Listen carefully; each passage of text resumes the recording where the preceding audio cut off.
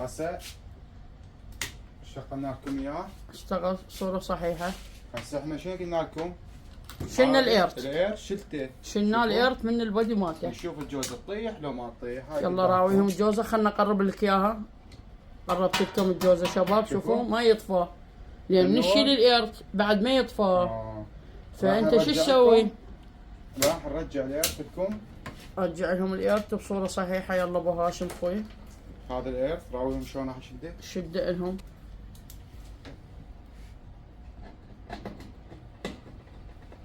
شوف شباب على البودي، انت باي مكان وين تريد تخليه، وين عندك انت بمكان معين.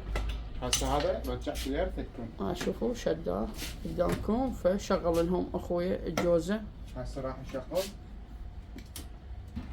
صار فنون نشتغل باعوا له.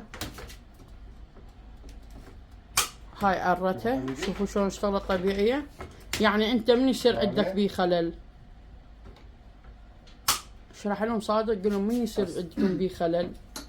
حبيب قلبي مثل ما قلنا لكم هاي الجوزة ما تطيح، ما يطيح التنور، تصير طبق، تصير دمج بالهيتر مالته ما تطيح.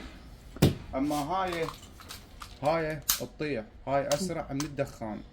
هاي تطيح بشغله واحده. اذا انت شاد ايرث تطيح، ما شاد ايرث ما تطيح. لو ايش ما تدري تسوي ما تطيح الجوزة. اخوي وتحياتي لكم وانا خادمتكم. يلا سلم عليهم بعد روحي وان شاء الله باكر انزلكم فيديو جديد.